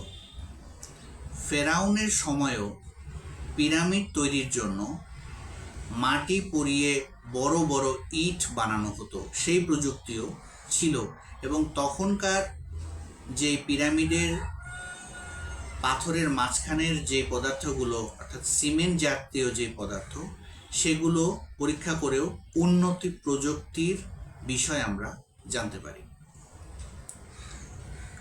অর্থাৎ ইট পুড়িয়ে যেই বিল্ডিং বানানোর প্রযুক্তি, মাটি পুড়িয়ে ইট বানানোর প্রযুক্তি, রাস্তা বানানোর প্রযুক্তি, এই বিষয়গুলো 50 বা 100 বছরের বিষয় না, বরং 1000-2000 বছর আগেও এই বিষয়গুলোর অস্তিত্ব ছিল, তা আমরা জানতে পারি। তবে এই মাটি পোড়ানোর মাধ্যমে পরিবেশের ক্ষতি হয় বেশি, এবং মাটি পোড়ানোর মাধ্যমে বিল্ডিং আর রাস্তা করার ফলে অত্যন্ত উঁচু মাত্রার তাপ তৈরি হয় এবং বিল্ডিং প্রচুর পানি খায়। ফলে যখন বিষয়টি সামগ্রিক হয়ে থাকে, সবাই যখন বিল্ডিং বানায়, এটা যেন সবার জন্য যখন উন্মুক্ত হয়ে যায়, তখন পরিবেশে তাপ যেমন একদিক থেকে বাড়ে, অন্যদিকে পানির পরিমাণও কমতে থাকে। আর এই কারণেই ইন্ডাস্ট্রিয়ালাইজেশন আমাদের জন্য অত্যন্ত ক্ষতিকর। আর এই তাপমাত্রার আধিক্য পৃথিবীকেই ছোটোখাটো জাহান্নাম বানিয়ে ফেলে। যখন ইটের ভাটা প্রচুর পরিমাণে হয়, যখন ইন্ডাস্ট্রিয়ালাইজেশনের প্রচুর পরিমাণে হয়, যেগুলোর মধ্যে নিয়ন্ত্রণ থাকে না, শুধুমাত্র লাভের কথা চিন্তা করা হয় আর সামগ্রিক শান্তি কল্যাণের বিষয় উপেক্ষিত হয়, তখনই এই সমস্ত বিষয় ঘটে থাকে।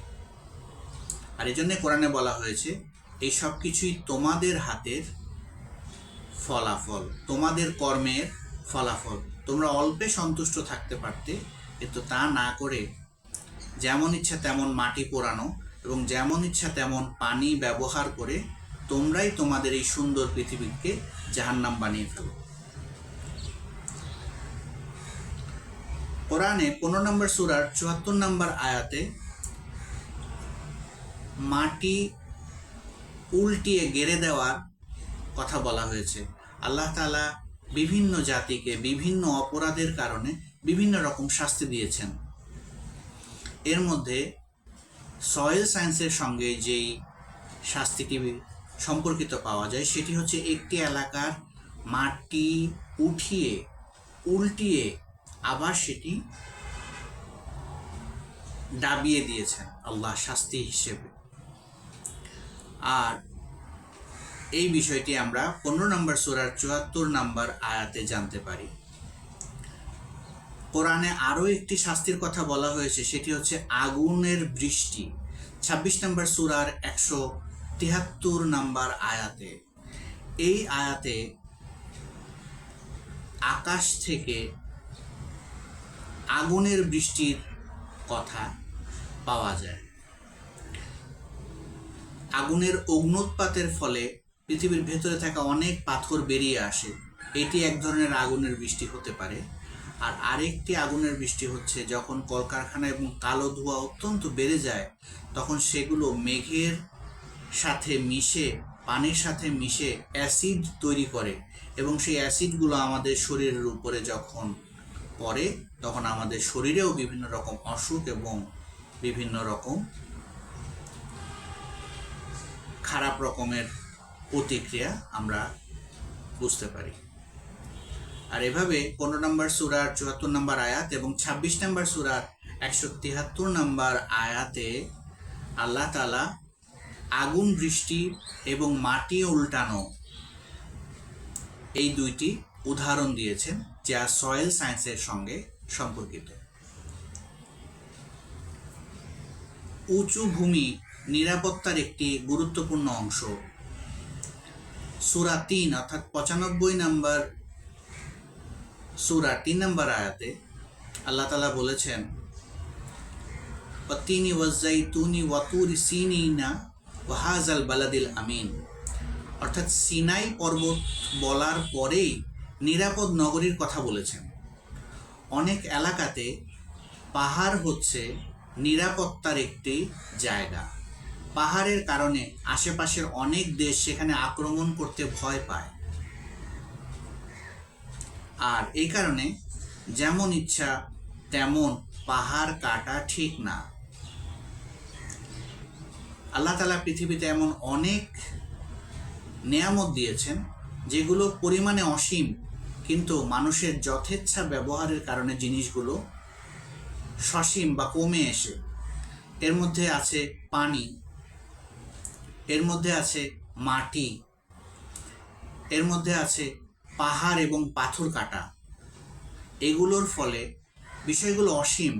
এর মধ্যে আছে বাতাস, এই বিষয়গুলো অসীম অঢেল ভাণ্ডার আল্লাহ দিয়ে রেখেছেন, কিন্তু মানুষ তার যেমন ইচ্ছা তেমন ব্যবহারের মাধ্যমে এই অসীম সম্পদগুলোকে নষ্ট করে করে কমিয়ে সসীম বানিয়ে একদম অসুস্থ নগরী এবং শহর বানিয়ে ফেলে।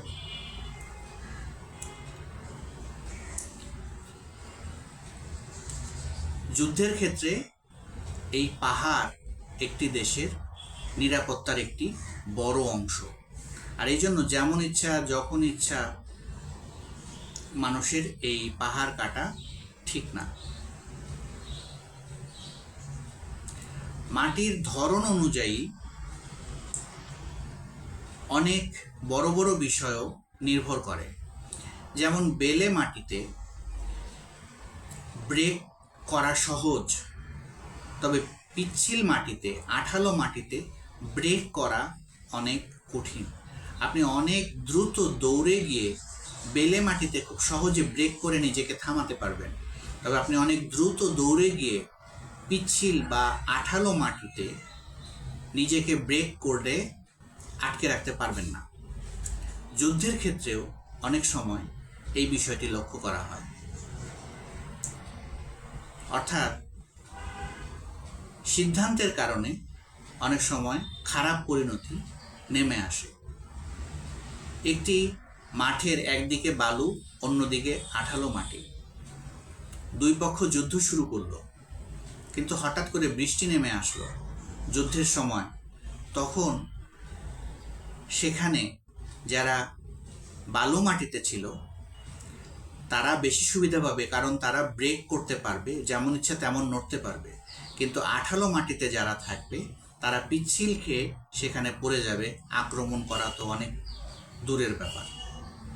আর এই কারণে অনেকগুলো বিষয় মাটির সাথে জড়িত।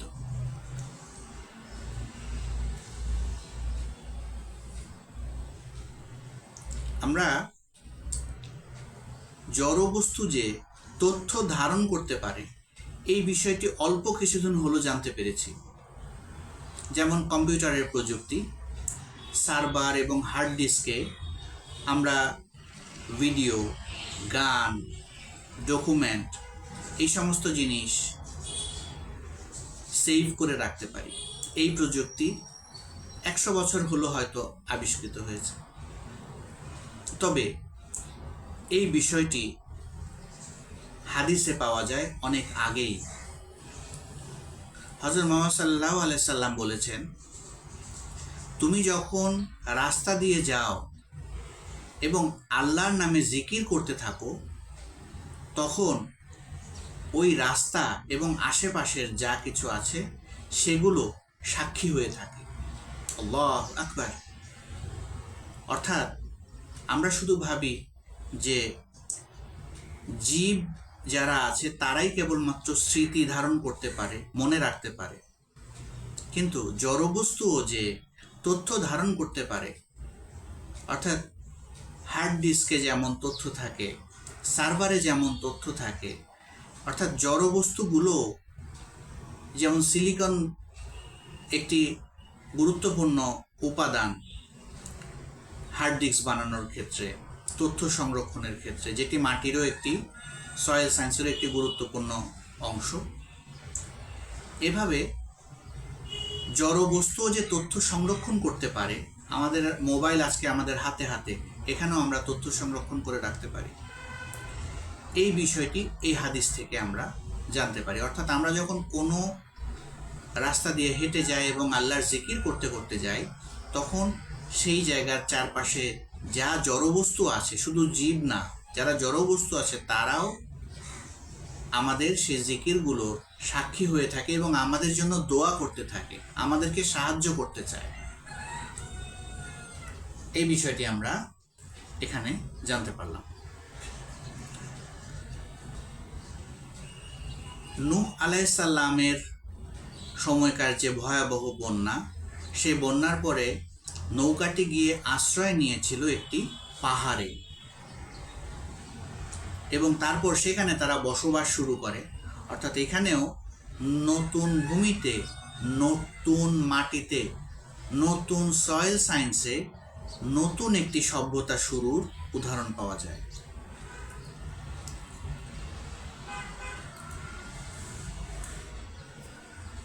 কোরআনে আল্লাহ তাআলা আমাদের জানিয়েছেন যে আমরা যদি সত্যি সত্যি ঠিক মতো আল্লাহ তাআলার জিকির করি, ইবাদত করি, তাহলে আল্লাহ তাআলা উপর থেকেও রহমত দিবেন বৃষ্টি আকারে, এবং নিচের থেকেও রহমত দিবেন মাটি থেকে বিভিন্ন রকম ফসল আকারে। আল্লাহ তাআলা এই প্রতিশ্রুতি আমাদেরকে দিয়েছেন এবং কোরআনে আমরা এই আয়াতটি পাই।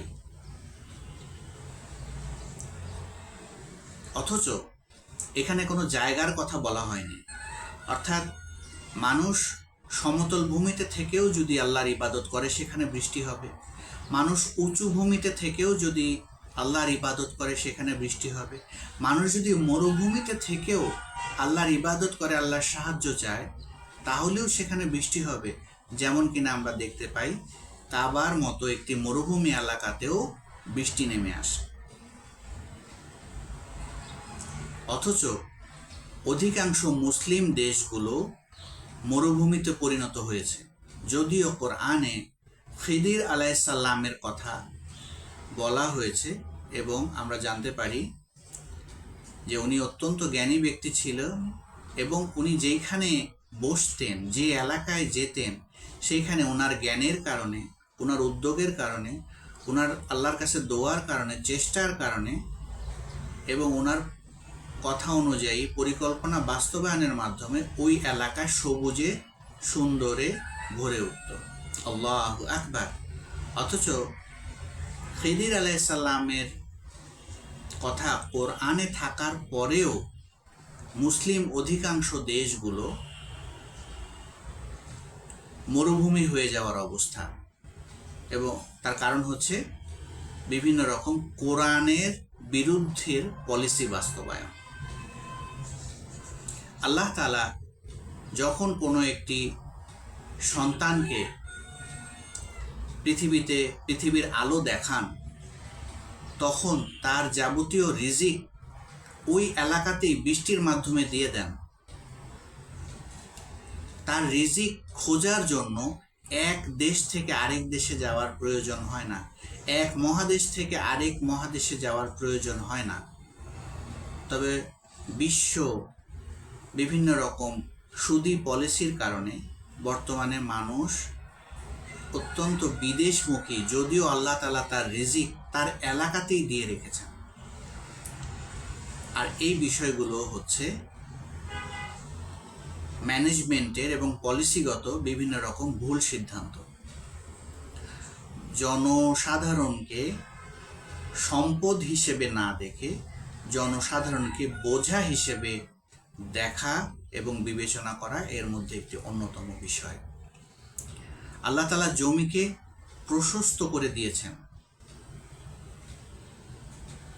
আর সেখানে যদি সত্যিকার অর্থেই মানুষ কোরআন ভিত্তিকভাবে ইবাদত করে, আমল করে, জাকাত দেয়, দান সদকা করে, কর দেয়, আল্লাহর বিধান অনুযায়ী চলে, তাহলে আল্লাহ তাআলা সেখানে উপর থেকেও বৃষ্টি দিবেন রহমত আকারে এবং নিচের থেকেও ফসল দিবেন সবার জন্য।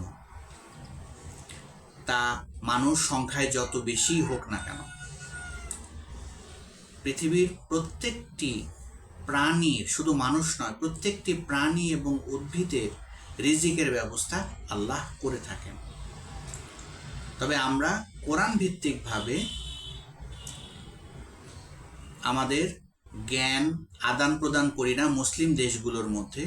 ইসলামী অর্থনীতি যদি আমরা সত্যি সত্যি বাস্তবায়ন করতে পারতাম, তাহলে সয়েল সায়েন্স সহ কোরআনের অর্থনীতি বিষয়ক যে জ্ঞানগুলো আছে সেগুলো নিজেরা মুসলিমদের মধ্যে আদান প্রদানের মাধ্যমে আমাদের নিজেদেরকে আমরা সমৃদ্ধ করতে পারতাম।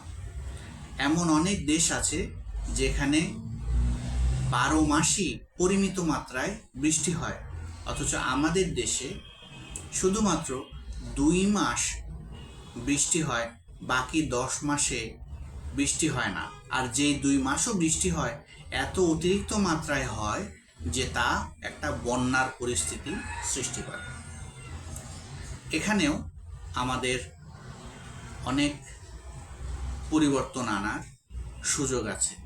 কোরআনের মাধ্যমে মানুষের উপকার করার জন্য আমরা খিদির আলাইহিস সালামের যে জ্ঞানগুলো, সেই বিষয়গুলো যদি আমরা বাস্তবায়ন করি এবং আল্লাহর ঠিক মতো ইবাদত করি, তাহলে আল্লাহ তাআলা আমাদের রিজিক দিয়ে ভরিয়ে দিবেন।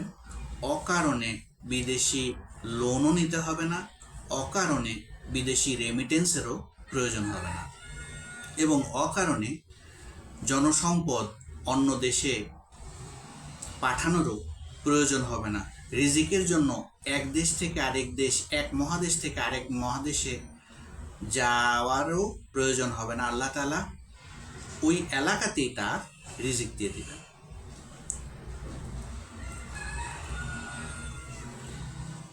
কোরআনে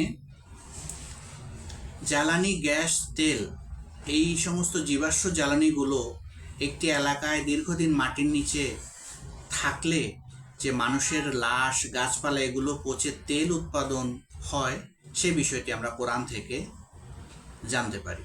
কোরআন থেকে আমরা আরও জানতে পারি, আল্লাহ তাআলা 67 নম্বর সূরার 30 নম্বর আয়াতে বলেছেন যে মাটির নিচে যে পানি থাকে, সে পানি যদি আল্লাহ তুলে নেন তাহলে কে সেই পানি ফিরিয়ে আনতে পারবে? আমরা কেউই পারবো না। মাটির নির্দিষ্ট নিচে নলকূপ খুঁজলে আমরা পানি পাই, তবে মাটির অনেক নিচেও যে পানি পাওয়া যায় এই বিষয়টি আগে মানুষ জানতো না। বিজ্ঞানীরা বর্তমানে পরীক্ষা করে তা আবিষ্কার করতে সক্ষম হয়েছে।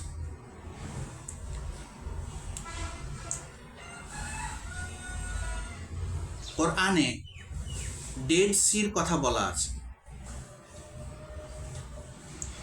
এই ডেড সি এলাকাতে আল্লাহ তাআলা যে আযাব দিয়েছিলেন, সেই আযাবের কারণে এখনও সেই এলাকাতে ভালোভাবে গাছপালা জন্মায় না, এবং এখনও সেই জায়গাতে লবণের পরিমাণ অনেক বেশি, এবং সেই জায়গাতে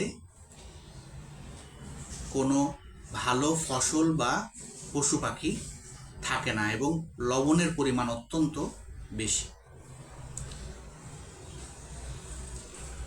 আল্লাহ তাআলা কোরআনে আরও একটি আযাবের কথা বলেছেন। 36 নম্বর সূরার 67 নম্বর আয়াতে এখানে আল্লাহ তাআলা বলেছেন, আল্লাহ এমন শাস্তি দিতে পারেন যে আমরা এক মুহূর্ত নড়তে পারবো না, ওইখানেই ফ্রিজ হয়ে যাব, ওইখানেই স্ট্যাচু হয়ে যাব, ওইখানেই মূর্তির মতো স্থবির হয়ে যাব, এক পা আগাতেও পারবো না, এক পা পিছাতেও পারবো না, এক পা ডানে বামেও যেতে পারবো না। আর এর একটি উদাহরণ পাওয়া যায় ইটালির পম্পেই নামক নগরীতে।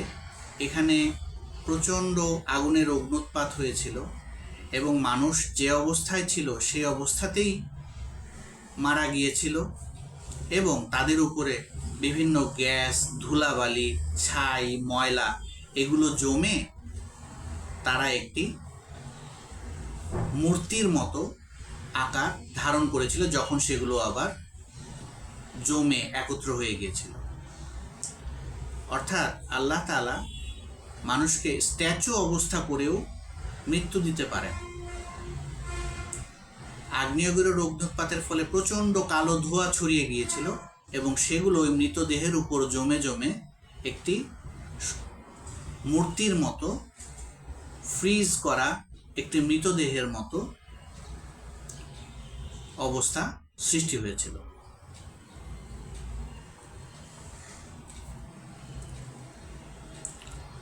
কোরআনে আল্লাহ তাআলা 30 নম্বর সূরার 3 নম্বর আয়াতে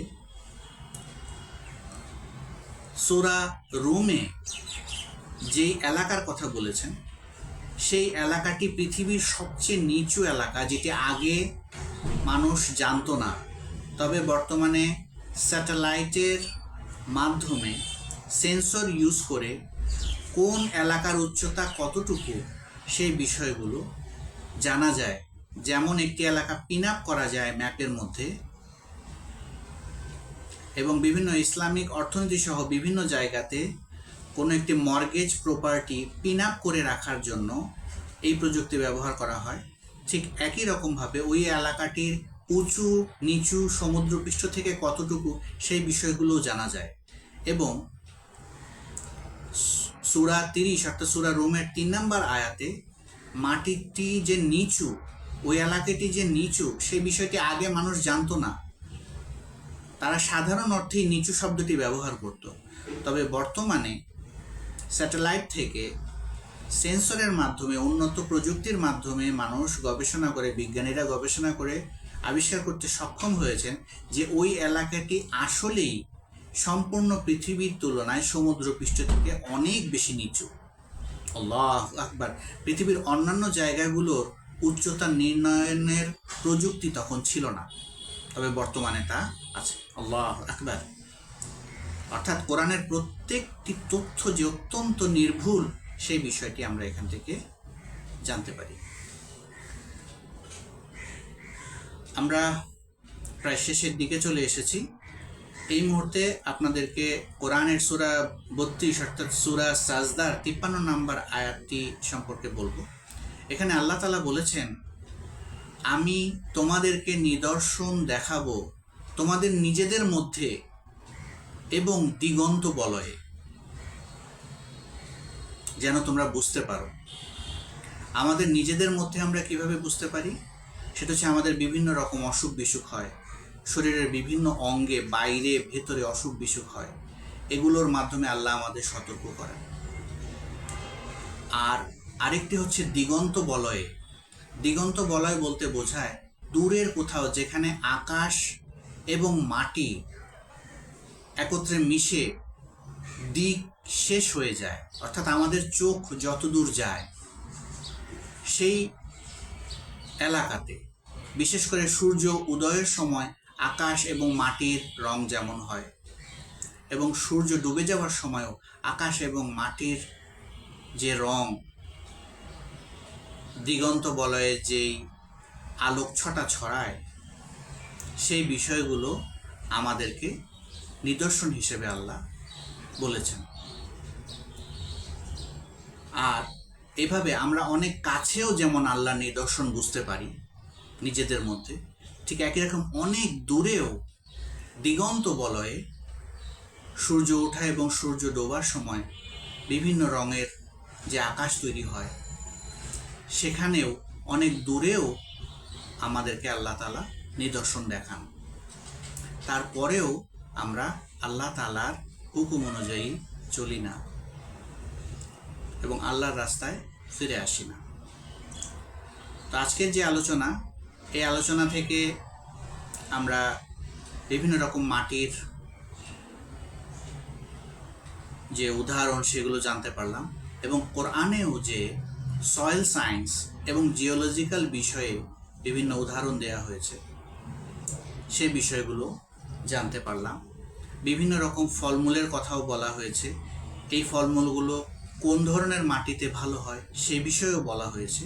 তবে সেই ধরনের ব্যাখ্যা দিতে গেলে অনেক বড় হয়ে যাবে, ততটুকু শুনতেও আগ্রহ থাকবে না, কারণ 4 বছরের একটি অনার্স কোর্স সাধারণত হয়ে থাকে, আর সেই সম্পর্কে একটি ধারণা দেওয়ার চেষ্টা করেছি হয়তো 1 ঘন্টা বা 2 ঘন্টার মধ্যে। তো আল্লাহ তাআলা আমাদেরকে সঠিক জ্ঞান দিন, সয়েল সায়েন্সের মাধ্যমে আমরা যেন স্বনির্ভর হতে পারি খাদ্যে, বস্ত্রে, বাসস্থান, শিক্ষা, চিকিৎসায়, সেই তৌফিক আমাদেরকে দিন, আমাদের ভবিষ্যৎ প্রজন্মকে দিন।